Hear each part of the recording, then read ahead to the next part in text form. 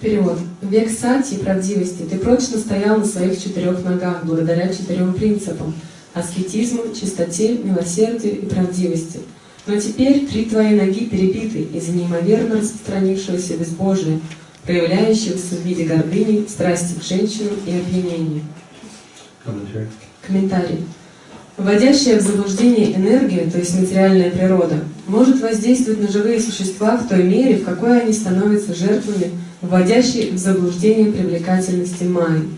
Мотыльков пленяет ослепительно яркий свет, и из-за этого они становятся жертвами огня. Также и вводящая в иллюзию энергия всегда пленяет обусловленные души, и они становятся жертвами огня заблуждения. Ведические писания предостерегают обусловленные души, призывая их не становиться жертвой иллюзии, а избавляться от нее. Веды советуют нам остерегаться пути, ведущего во тьму невежества, став на путь света.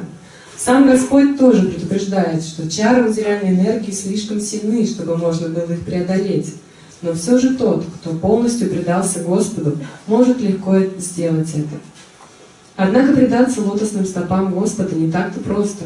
Вручить себя Господу могут лишь аскетичные, милосердные, чистые и правдивые люди. Эти 4 принципа развитой цивилизации характерны для века сати. В ту эпоху каждый человек действительно был квалифицированным брахманом высочайшего уровня, а с точки зрения общественной структуры все были парамахансами, то есть людьми, достигшими вершин отречения. Благодаря воспитанию люди были свободны от влияния вводящей в заблуждение энергии.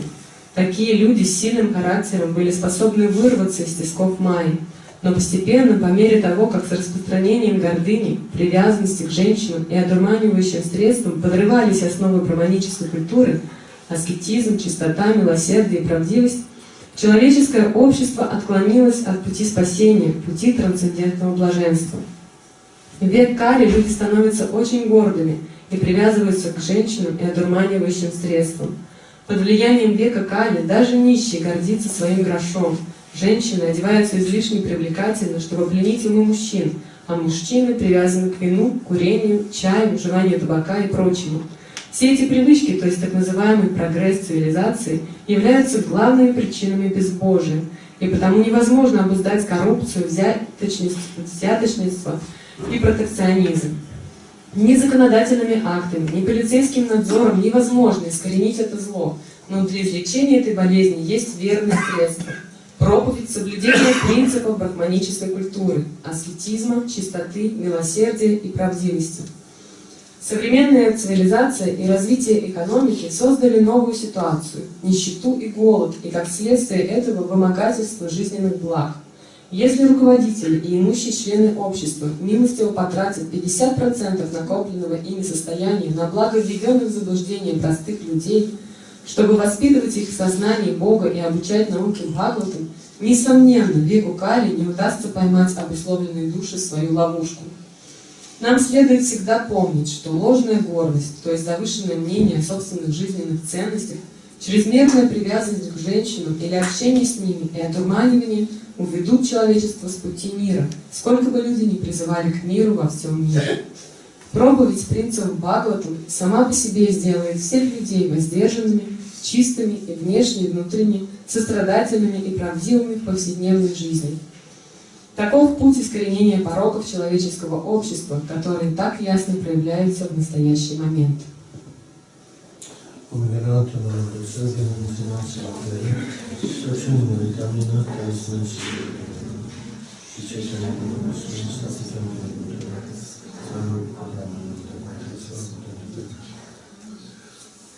So this sloka picks up in the middle of a story. Эта шлока, она застает нас в середине истории, рассказа. The story is that Maharaj Parikshit, who is the grandson of Arjuna, is touring his kingdom. Повествование ведется о Махараджи Парикшите, внуке Арджуны, который путешествовал по своему царству.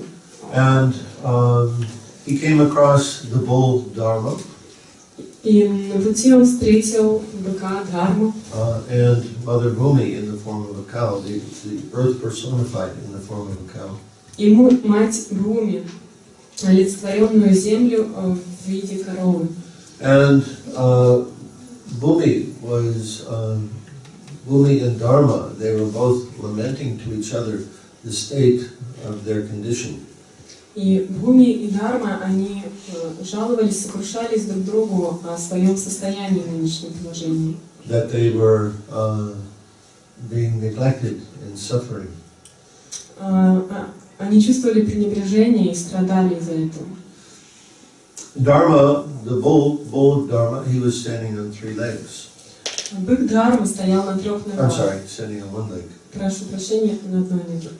So, the legs, the 4 pillars or the legs of support of Dharma are austerity, cleanliness, mercy, and truthfulness. И вот эти 4 ноги, 4 колонны, поддерживающие Дхарму, это чистота, милосердие, аскетизм и правдивость.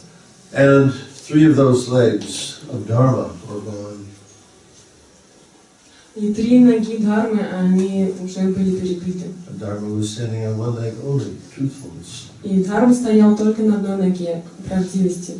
And Prabhupada is explaining in the commentary how the situation in the world today is due to this neglect of Dharma. И в комментарии Шрилы Прабхупады объясняют о том, что нынешнее положение вещей в мире, оно является таковым из-за того, что люди пренебрегают Дхармой.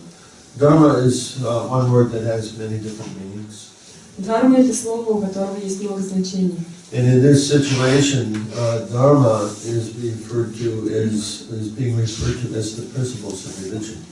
И в данном контексте это слово переводится как принципа религии. And so, because these principles of religion, the 3 of the 4, are being neglected, the world is in such a state today. И так как люди отреклись и пренебрегли 3 из 4 принципов, мир погрузился в подобное состояние. And practically today we could say that the 4th leg of Dharma is also practically finished. И практически сегодня мы можем видеть, что 4-я нога Дхармы также полностью практически уничтожена. So much lying and cheating is going on. Вокруг столько лжи и обмана. So, if we want to have a proper culture, if we want to have a civilization in which everyone can prosper and be happy, it's essential to reestablish these principles of religion.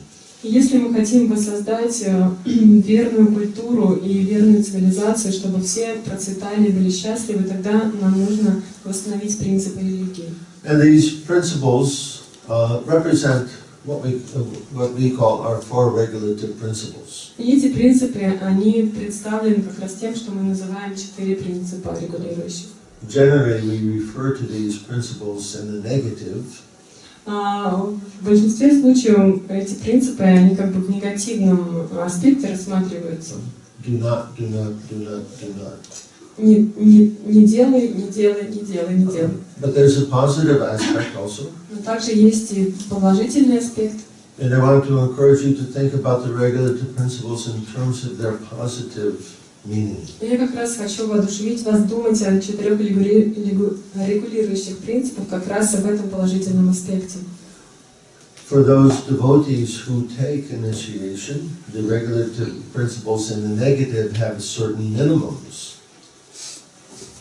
For those devotees who take initiation, the regulative principles in the negative have certain minimums. Регулирующие принципы, что касается их негативного, как бы не аспекта, они сведены к определенному минимуму. So the minimum of mercy is not to eat animal flesh. И минимальное милосердие заключается в том, что мы не едим плоть животных. The minimum of truthfulness is not to gamble. Минимум правдивости, мы не участвуем в азартных играх. The minimum of austerity is not to take intoxication. Минимум аскетизма – это не принимать интоксикации. And the minimum of cleanliness is to avoid illicit sex. И минимум чистоты – это избегать незаконного секса.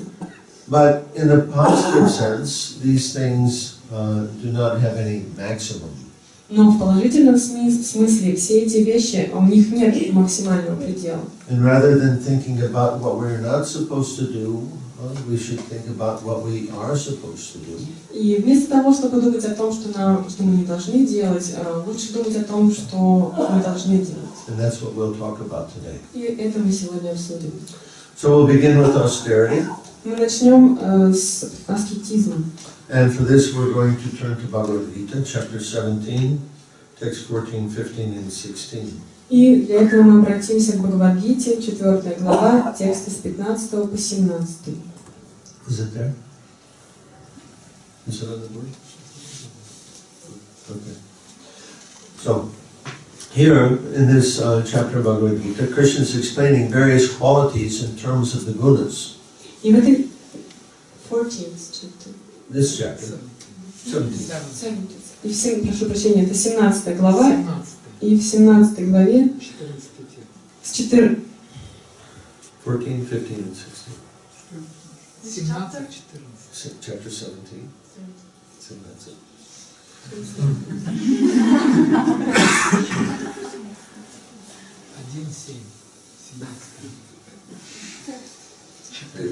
Yes. So, here, in this chapter, Krishna is explaining various qualities in terms of the gunas. И в этой главе Кришна обсуждает различные качества в аспекте гун.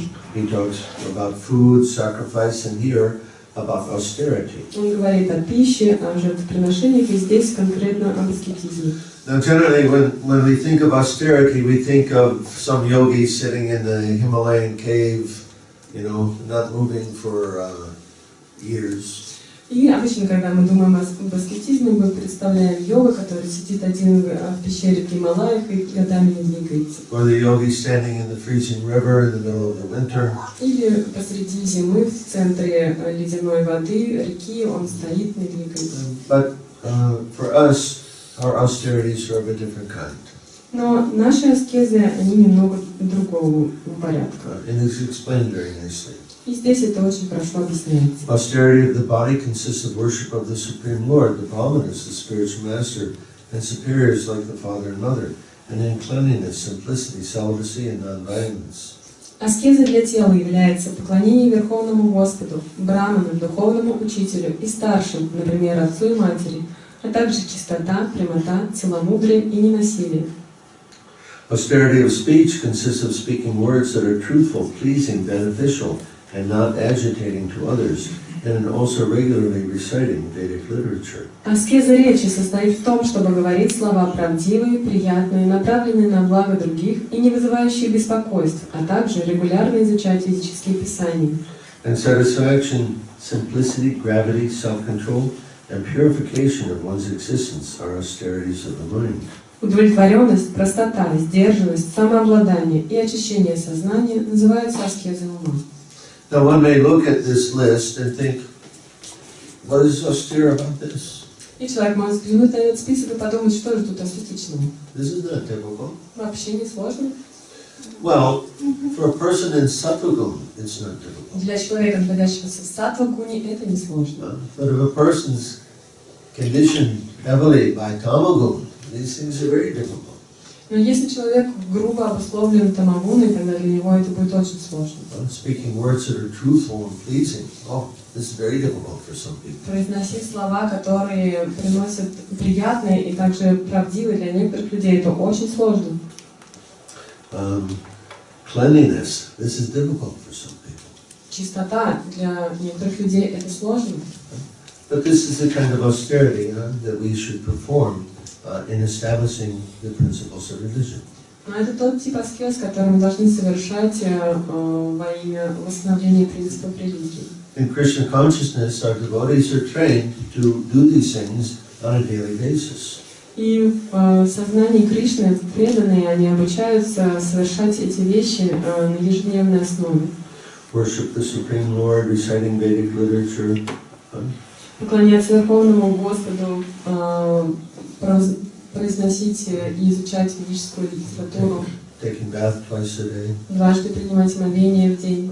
So these types of, although they're called austerity, it's not really austerity for the devotee who is become habituated to doing these things. И вот эти вещи, они, хотя и называются аскезами, они перестают быть аскезами для преданного, который вырабатывает привычку совершать их ежедневно. And by doing these things also, we come to not only sattva, but also shuddha sattva. И следуя этим вещам, мы поднимаемся не только на уровне саттвы, но также на уровне шудха саттвы. So, this is the kind of austerity that we should perform. И вот этот тип аскез мы должны совершать. Now, mercy. Теперь, Mercy means, in its ultimate sense, not to interfere with the progressive development of any living being. милость в своем высшем аспекте означает не вставать на пути, как бы не препятствовать развитию и прогрессу живого существа. So, everyone, all living beings are evolving spiritually. Все живые существа, они развиваются на духовном уровне.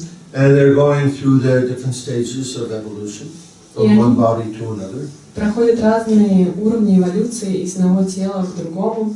So the animals, they have their progression, one body after another. У животных, например, у них есть свой путь прогресса от одного тела к другому.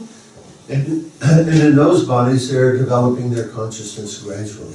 И в этих телах постепенно они развивают свое сознание.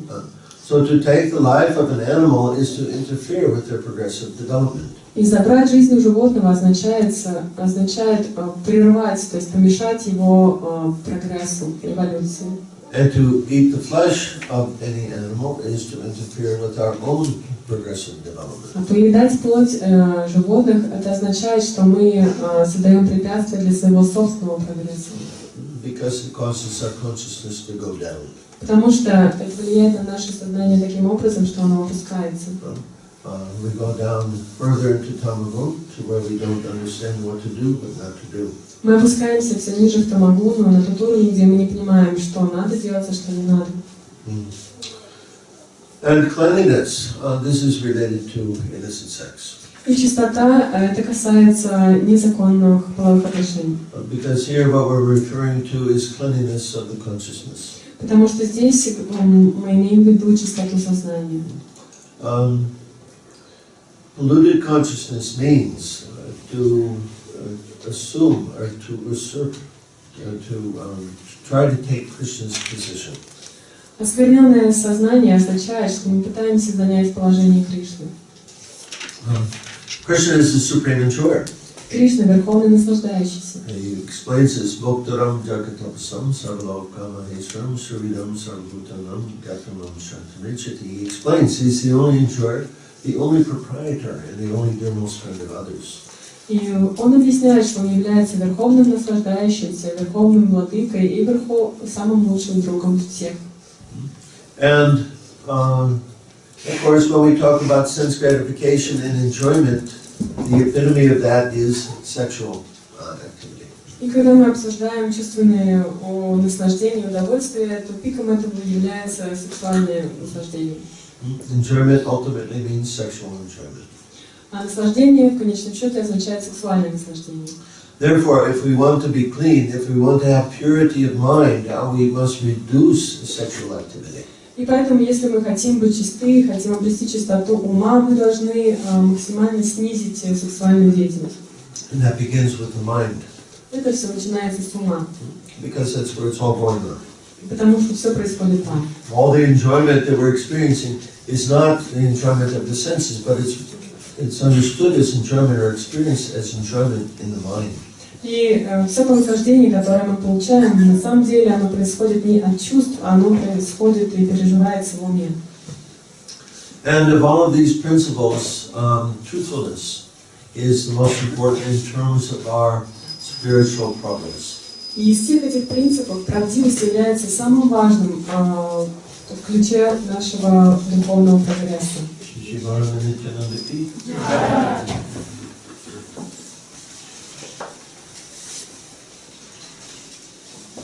Everyone in this world is living in a state of illusion. Все в этом мире находятся в положении иллюзии.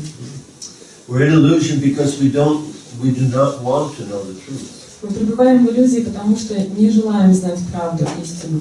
We want delusion. Мы хотим быть в иллюзии. We want to think that we are the body.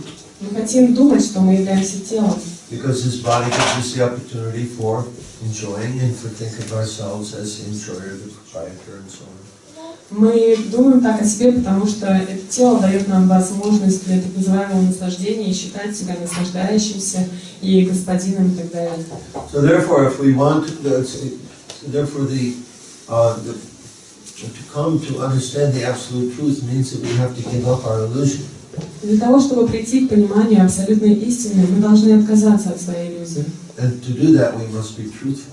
И чтобы совершить это, нам необходимо быть правдивыми. In all circumstances. Во всех обстоятельствах. To understand this principle of truthfulness, we have to understand how this world is working. И для того, чтобы понять сам принцип правдивости, мы должны понять, как функционирует этот мир. How the living being, how the spiritual living being is living in this material world. Каким образом духовное живое существо, оно существует в этом мире? Spiritual energy is very powerful. Духовная энергия, она очень могущественна. And why? Because the spiritual energy is part and parcel of Krishna. Потому что духовная энергия является неотъемлемой частью Кришны. And as such, the spiritual energy has power over the material energy. И таким образом, духовная энергия, она обладает большим могуществом и возвышается над материальным. How does Krishna create this world? Каким образом Кришна создал этот мир? Does he get out his hammer and his saw and start constructing? Взял ли он свой молоток и пилу и начал строительство? He doesn't have to do that. Ему нет необходимости это делать. Simply by his thought. Просто благодаря своим мыслям. Or more specifically by his desire. И если быть более конкретным, по своему желанию. And this is the same way that we create as well. И таким же образом мы тоже творим. As parts and parcels of Krishna, we have this ability to create our reality. И будучи неотъемлемыми частицами Кришны, мы обладаем этой способностью создавать реальность, творить ее. And we do that by thought or desire. И мы совершаем это через мысли или через желание. So, now, what happens when I tell a lie? И что же происходит, когда я лгу? I'm sorry, let's back up. Немножко отмотаем назад. To understand this properly, we have to understand a little bit more about this creation. Чтобы понять более верно все, нужно получше разобраться в понимании творения. So, by desire we create. Мы творим по своему желанию, благодаря желанию. How many of you might have seen the movie titled The Secret? Кто из вас видел фильм под названием «Секрет»? Okay. So, in this video, the process of karma is explained. В этом видео объясняется процесс кармы. For those who have not seen the video, what they say in there is that simply by desire you can get anything that you want. И кто не видел этот фильм, там объясняется о том, что просто пожелав, ты можешь достичь и получить все, что хочешь. Anything. Все, что угодно. Oh, good. And how do you do that? И как же ты это сделаешь? So there's a process. Есть процесс. You learn how to desire. Есть методы. Ты учишься желать. And the process works is even more powerful when you put emotional content into it, when you feel yourself actually experiencing the result of your desire. И этот процесс, он работает еще более сильно, если мы вкладываем в него эмоции, когда мы прям чувствуем, испытываем то, как исполняется это желание. This is the same way that we go back to Godhead. И таким же образом мы возвращаемся к Богу. And we're going to speak about that in more detail in the coming lectures. И в последующих лекциях мы более подробно это обсудим. So we can get anything that we want. We can get anything that we want simply by thinking about it. То есть мы можем получить все, что угодно, все, что мы хотим, просто подумав об этом. So what happens then when we tell a lie? И что же происходит, когда мы говорим неправду, ложь? When we tell a lie, we're asking for a thing that is not true to be true. Когда мы говорим неправду, мы говорим, что something that is not true, we're asking for it to be true. Мы как бы просим или утверждаем, что что-то, что не является правдой истинной, будет ею. Or let's say I'm presenting a non-truth as true. Или скажем, что я представляю ложь за правду. But that's asking for non-truth. То есть, как бы я говорю неправду все равно. So what I'm doing by telling a lie is I'm blurring the line between reality and illusion. Таким образом, когда человек лжет, он размывает эту линию, эту границу между реальностью и иллюзией. And if I continue to do that, I'll blur that line so much that I'll come to the point I won't be able to tell what is true and what is illusion. И если я буду продолжать действовать таким образом, тогда настанет момент, когда я уже не смогу, эта линия она настолько размоется, что я не смогу понять сам, где находится реальность, а где иллюзия. Remember, if whatever I say, I'm asking that for that to become manifest. Запомните, что бы я ни говорил, я как бы призываю это проявиться. So I'm asking for some result to come. То есть я таким образом призываю плоды, чтобы они появились, пришли. That is not correct. That is not true. Но это неправильно, это неправда. Now another important, so another important aspect of this is to understand who is the beneficiary of telling a lie. И очень важный аспект, который мы должны понять, кто же получает благо от того, что мы говорим ложь. So they have a legal term for this, it's a Latin term, Latin expression, cui bono. Есть такой вот латинский термин, который это объясняет. Is your law in Russia? Do they use a lot of Latin also? У нас в законе тоже много используется латыни. Any lawyers here? Адвокаты есть? So, are they using cui bono? Things like this, these Latin expressions? Используются такие вот латинские выражения? People say no. Anyway, what our law system today, our legal system actually comes to us from Roman law. Законодательная система сегодняшняя, она происходит от римской законодательной And Roman law comes from the Greeks and of course Latin is there also in Rome. They were using Latin. И в Риме они тоже использовали латынь. So there's many Latin expressions used in law. В законодательстве используется много, в законах много используется латинских выражений. This one always comes up, cui bono. Who's going to benefit?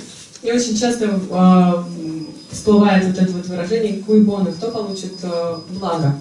And if we're going to investigate anything you want to investigate, generally that's involving human beings, you want to question who is the beneficiary of such activity. Если мы хотим провести любое расследование, что-то разузнать, то в первую очередь нам нужно задаться вопросом, кто в конечном итоге благодаря этому действию получает выгоду. So, when we are talking about untruth or lies or cheating, then the question comes, who is the beneficiary? И когда мы лжем или говорим неправду, то возникает вопрос, кому же это выгодно? And generally, if I'm lying, if I'm cheating, I'm the beneficiary. Обычно, если я лгу, то мне это выгодно. But this is against the principles of religion. Но это противоречит принципам религии. Right? Правильно? Krishna consciousness, what we're learning is how to do all of our activities for the pleasure and satisfaction of Sri Krishna. В сознании Кришны мы обучаемся тому, как совершать всю нашу деятельность для удовлетворения и для удовольствия Шри Кришны. But if I'm telling a lie, I'm not doing that. Но если я лгу, то я этого не делаю. If I'm cheating, I'm not doing that. Если я обманываю, я этого не совершаю. Lying and cheating are done for my benefit, not for the benefit of Krishna. Ложь и обман, они совершаются ради моей выгоды, а не ради блага Кришны. And therefore, lying or untruthfulness, this is practically the worst thing that we can do in terms of interfering with our progressive spiritual development. И таким образом ложь или неправда – это самое худшее, что мы можем сделать, поставить на пути, как препятствие на пути своего духовного прогресса. So when we talk about following the regular principles, we may say, yes, I don't gamble. И когда мы обсуждаем 4 принципа, мы можем сказать, да, я не играю в азартные игры. Well, many people don't gamble today. Сегодня многие люди этим не занимаются. For most of us, it's not a big deal. Для большинства из людей это не является чем-то таким сложным. Except for those who are playing in the stock market.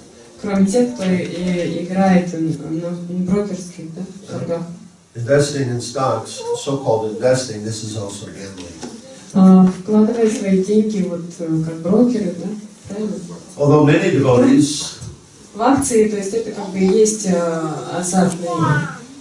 somehow or other, many devotees, they can't come to that understanding. Так или иначе, есть много преданных, которые не могут это понять. They'll say, "Oh no, investing in the stock market, this is business." Они говорят, о нет, когда я вкладываюсь в акции, это просто бизнес. Well, generally business involves a product. Обычно бизнес это то, где должен быть какой-то продукт. So, for example, the activities of the Vaishyas is to engage in trade, one of the activities. Например, одна из видов деятельности вайшев это то, что они занимаются торговлей. But this means trade of goods.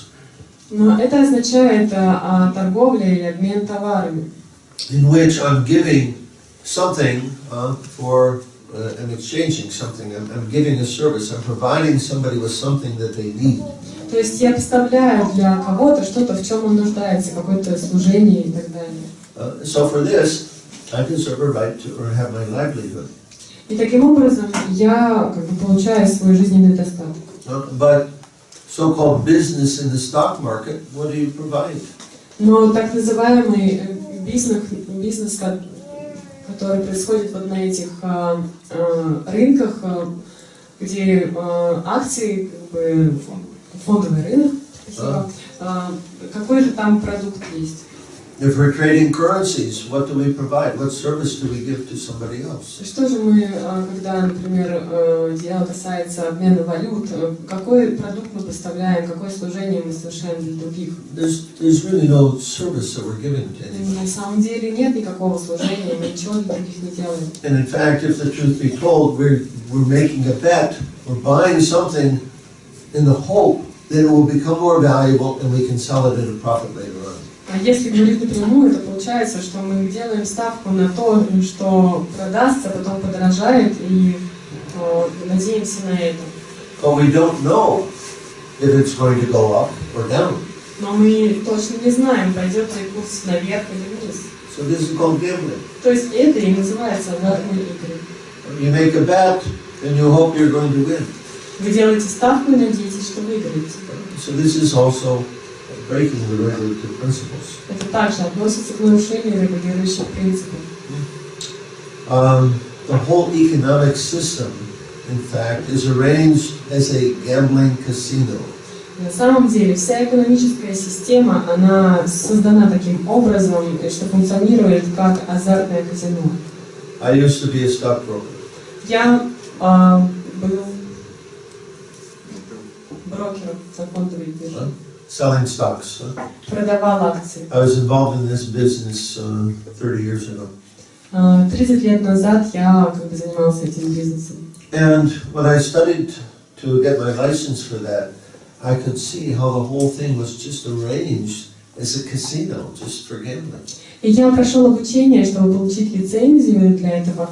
И в процессе обучения я понял, что вся эта система, она как бы функционирует и создана таким образом, что это просто казино.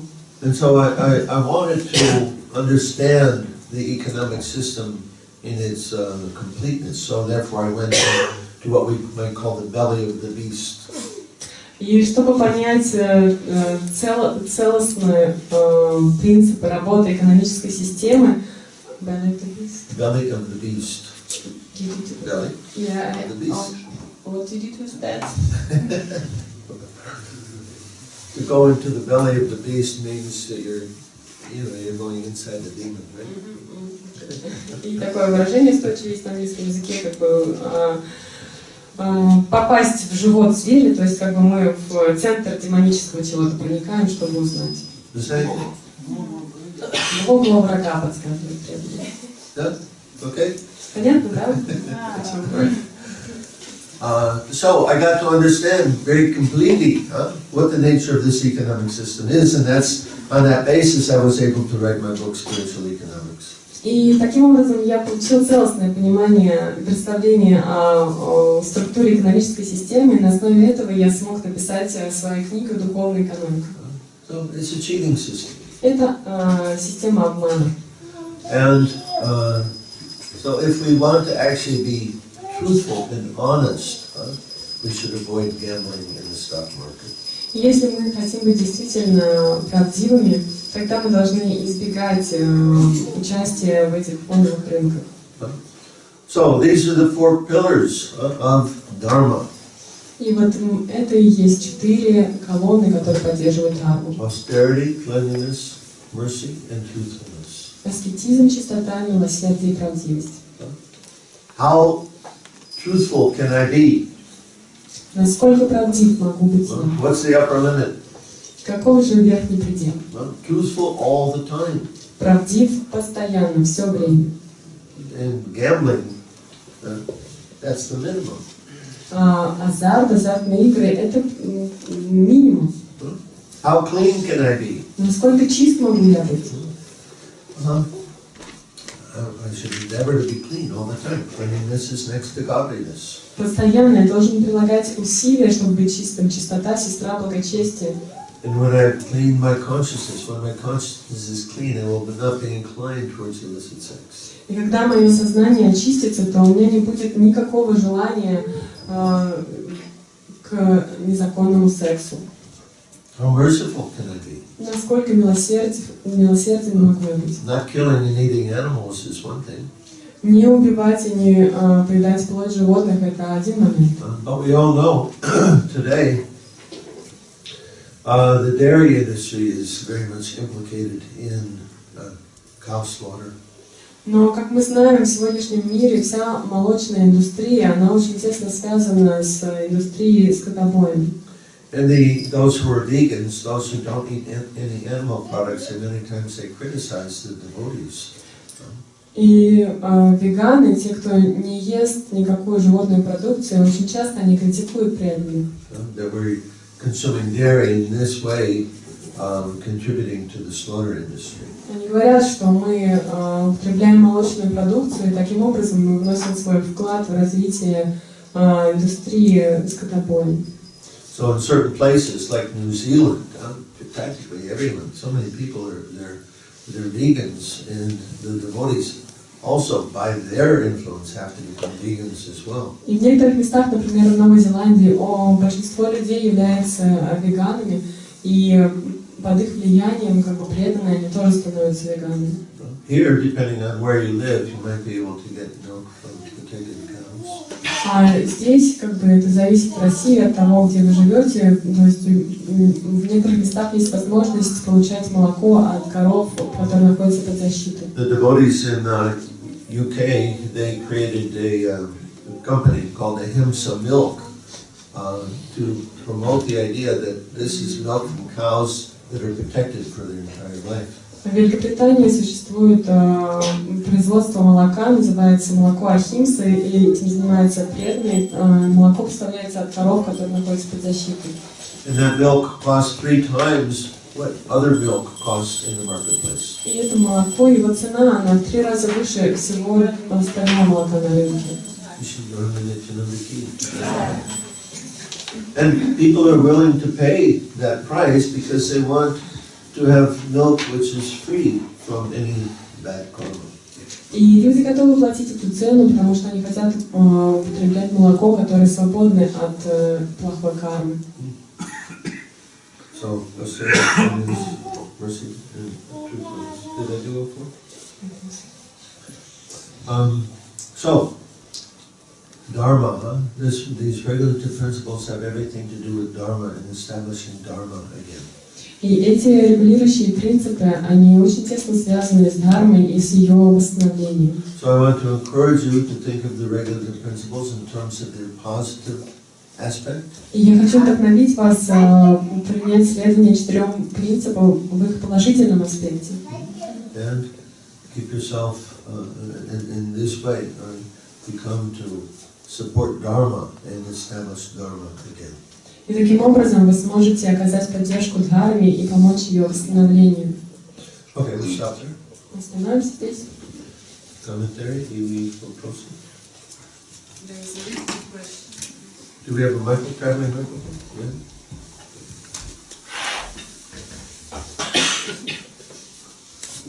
First I will say in Russian. I'm sorry? Oh, okay.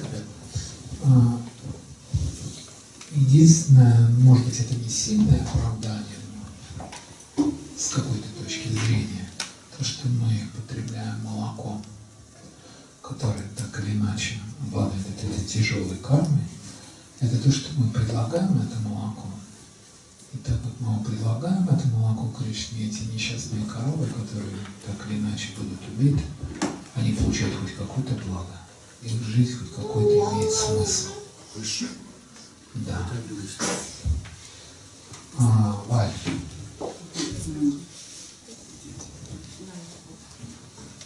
Ты сможешь перевести? Да? Перевести. На английском. When you speak about taking milks, that devotees are taking milk, there is one point that at least we purify it by offering the Lord, and so these poor cows that are going to suffer, they are accepting this less beneficial to see. This is controversial Это довольно противоречиво. because of the nature of modern industry.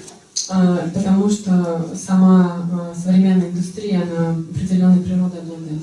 And just last week I heard about a very interesting book about a woman who is vegan who psychically was endeavored to communicate with cows. И недавно, на прошлой неделе, я столкнулся с книгой, которая была написана женщиной, которая является веганом, и она на тонком уровне может взаимодействовать, общаться с коровами.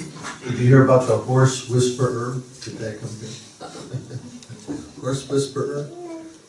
Слышали вы о таком выражении, тот, кто умеет разговаривать с лошадьми, шепчет лошадям? Over the last 10 years, there's been a number of people who are communicating with animals. So this one movie was made about a man who's psychically communicating with horses. So this new one is this woman communicating with cows. То есть последние 10 лет становились известны такие люди, которые могут общаться с животными. И вот был снят фильм про человека, который мог общаться с лошадьми, и он был знаком с этой женщиной, которая может общаться с коровами.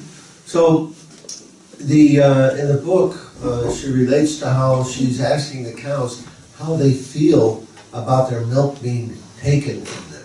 И в этой книге она описывает то, что отвечает корова на вопрос о том, как они чувствуют себя, когда у них забирают молоко. Because now the cow, she's giving milk, right? То есть корова, она дает молоко.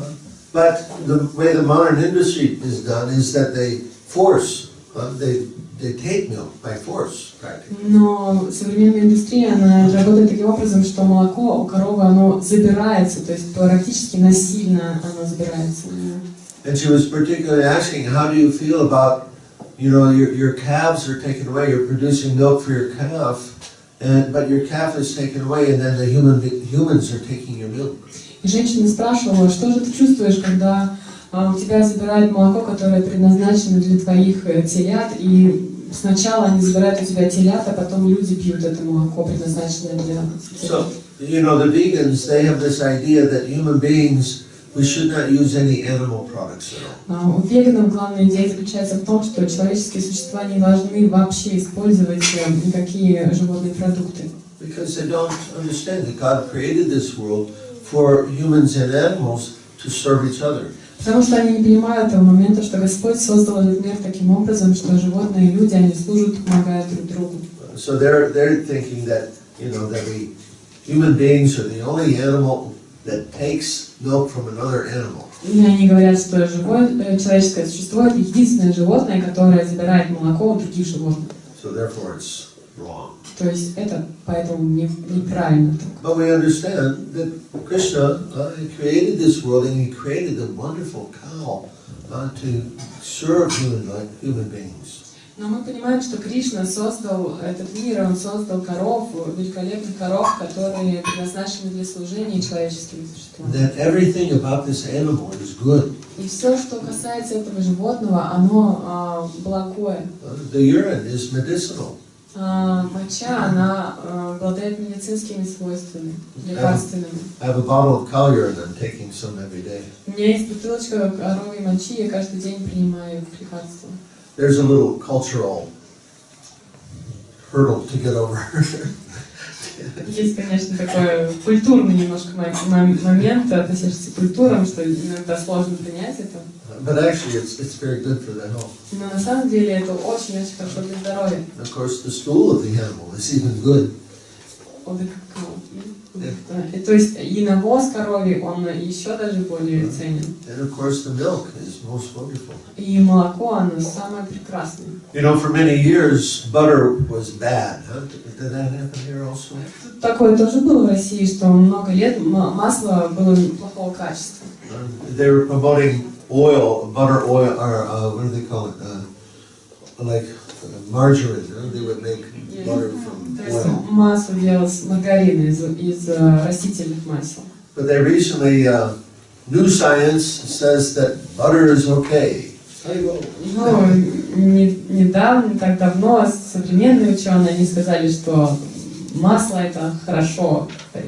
Of course, we do that all the time because Krishna created the cow to give us milk and butter. Krishna created the cow to give us milk Но and butter. Кришна, он создал корову таким образом, чтобы она давала молоко и масло. But Krishna, he's the butter thief. Потому что Кришна, он воришка масла. So butter must be good, right? То есть масло, оно должно быть хорошим по определению. In any case, this woman, she was asking the cow, so how do you feel when your calf is taken away from you and then the humans take your milk? Так или иначе, эта женщина спрашивала корову, что ты чувствуешь, когда у тебя забирают телят и люди пьют твое молоко? And to this woman's credit, she gave the honest answer. И мы можем отдать должное этой женщине, она дала честный ответ. The cow replied, that's okay, this is the law of nature, I must give milk. И корова ответила, все нормально, это закон природы, я должна давать молоко.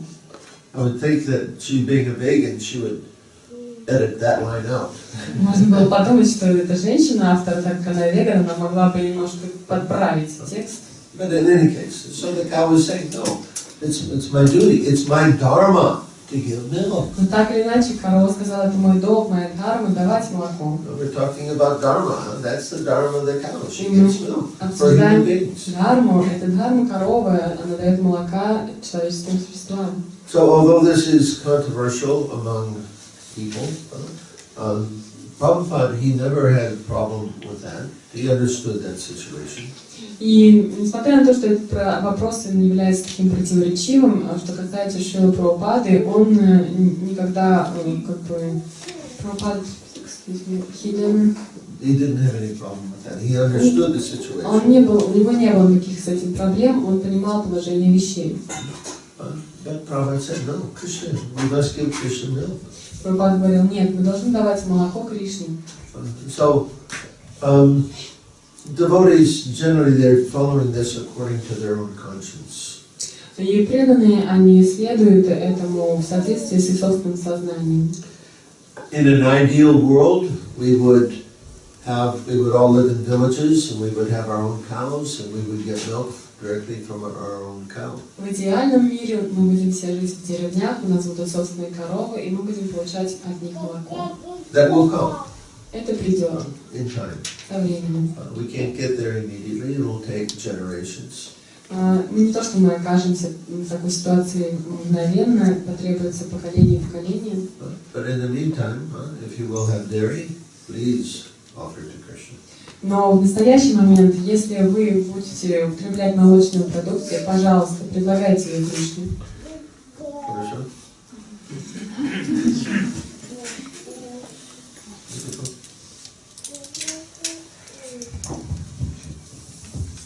Харе Кришна. У меня вопрос о качестве правдивости. Вот старшие преданные, они на своем уровне способны распознать, когда нужно сказать правду, а когда не нужно. И часто бывают такие ситуации в отношениях с преданными, когда реально понимаешь, что правда может либо навредить, либо она просто будет не понятой. Как вот нам на нашем уровне, чем руководствоваться в таких ситуациях? I would like to ask about truthfulness. About what? Truthfulness. Truthfulness. Yes. Different qualities like of this, because we can understand that senior devotees, they can see when it's better to say truth or when better not to say. And on our level, sometimes we can see that people wouldn't get any benefit from our speaking truth, or they will not understand even what we're saying. How to deal with that. So what's the question? Вопрос в чем? Чем нам руководствоваться, если мы попадаем в эту ситуацию на нашем уровне? On our level, how we should act and where we should take our knowledge, how we say, to be directed by what we need in this. We just read that austerity of speech is avoiding speech that is offensive to people. Мы только что прочитали, что аскетизм речи – это то, что мы избегаем речь, приносящую беспокойство людям. So, although we may want to tell somebody something, if they can't hear it, there's no point. Иногда, если мы как бы предполагаем, что нам нужно сказать что-то человеку, но если понимаем, что он не услышит это, то в этом нет никакого смысла. We have to assess their ability to hear. How much can they hear? То есть мы должны распознать их возможность услышать нас, насколько они готовы к этому. And then try to say something which is they'll be able to accept. И таким образом мы должны сказать то, что они смогут принять. So anyway, this is learned in time with a little maturity and understanding. И постепенно мы научимся это делать, когда мы станем более зрелыми, больше опыта у нас будет. Actually, a very good example for that in your country is Dharidam Prabhu. В вашей стране хороший пример это Дханешвара Прабху. Most devotees, we're so enthusiastic and excited about Krishna consciousness. We want to go and we want to tell everybody the whole thing. Большинство преданных, они так энтузиастичны и в таком экстазе осознания Кришны, что они хотят пойти и всем все сразу сказать. Vishnu is God, he's got 4 arms and he's blue and he lives in Vaikuntha. Кришна это Бог, у него 4 руки, он голубого цвета, живет на Вайкунтхе. That's a little too much for most people. Для некоторых людей это чересчур бывает. Dharidam Prabhu, he goes very slowly, he gives them according to their ability to understand. Дханешвара Прабху, он идет очень постепенно, медленно, он дает людям то, что они готовы сейчас принять. So little by little by little. По чуть-чуть, по чуть-чуть. And then they can accept gradually. И постепенно они могут принять. It's difficult for me to preach like that. Для меня это сложно таким образом проповедовать. I want to tell about Vishnu and 4 arms. Я хочу сразу рассказать про Вишну с 4 руками на Вайкунтхе. So, in any case, we have to develop the ability to understand what is capacity of somebody to understand. В любом случае мы должны развить способность различать, сколько человек может принять. Does that help? Помогает это, отвечает? Но иногда не хватает квалификации понять. Sometimes we don't have enough qualification to understand. Don't worry about it. Не беспокойтесь, все нормально. In time it will come. Со временем все будет, все придет. Or Или же you can say to somebody, I'm sorry, I can't explain this very well, but I can connect you with my senior and he can explain. Или также вы можете сказать: извини, пожалуйста, я не могу тебе должным образом это объяснить, но я могу тебя связать со старшим, который все расскажет. In any case, if it's not, you will learn by experience. Но в любом случае знание придет с опытом. Do we have time for more? Есть у нас время для еще вопросов? No. Okay, if you have some other questions, you can see me afterwards. Если есть у кого-то еще вопросы, можно подойти ко мне после лекции. So, in any case, thank you very much. В любом случае, спасибо вам большое. To the Bhagavad-Gita.